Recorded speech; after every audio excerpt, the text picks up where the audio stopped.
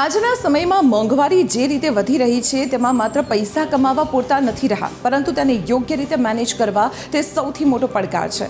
ઘણા લોકોની ફરિયાદ હોય છે કે મહિનાની 10 તારીખ સુધીમાં તો અડધો પગાર ખર્ચાઈ જાય છે. જો તમે પણ આ સમસ્યાથી પરેશાન છો તો ફાઇનાન્શિયલ એક્સપર્ટ દ્વારા સૂચવવામાં આવેલા 50-30-20 રૂલ તમારા જીવનમાં આર્થિક શિસ્ત લાવી શકે છે. પગાર આવે છે પરંતુ ક્યાં જાય છે તે ખબર નથી પડતી.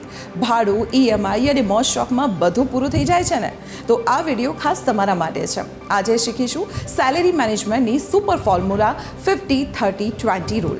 નિયમ 1, તમારી ઇન હેન્ડ સેલેરીનો 50% ભાગ જરૂરિયાતો માટે વાપરો. જેમાં ઘરનું ભાડું છે, કરિયાણું છે, વીજળી બિલ છે કે પછી બાળકોની ફી સામેલ છે.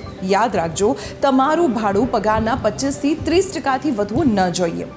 નિયમ 2, 30% ભાગ તમારા શોખ માટે, જેમાં બહાર જમવા જવું છે કે પછી નેટફ્લિક્સનું સબસ્ક્રિપ્શન છે કે પછી શોપિંગ. પરંતુ સાવધાન, જો EMI વધારે હોય તો અહીં કાપ મૂકવો પડશે. તમારી કુલ EMI પગારના 30-40%થી વધુ ન હોવી જોઈએ. નિયમ 3, સૌથી મહત્વનો ભાગ 20% બચત અને રોકાણ. SIP શરૂ કરો, ઇમરજન્સી ફંડ બનાવો અને હેલ્થ ઇન્સ્યોરન્સ લો. આ 20% તમને ભવિષ્યમાં કરોડપતિ બનાવી શકે છે. યાદ રાખો, જેમ સેલેરી વધે તેમ બચત પણ વધારવી જોઈએ. આ ફોર્મ્યુલા અપનાવો અને ટેન્શન ફ્રી બની જાઓ. અને આવી જ મહત્વની ઇન્ફોર્મેશન માટે જોતા રહો TV13 ગુજરાતીનું ડિજિટલ પ્લેટફોર્મ.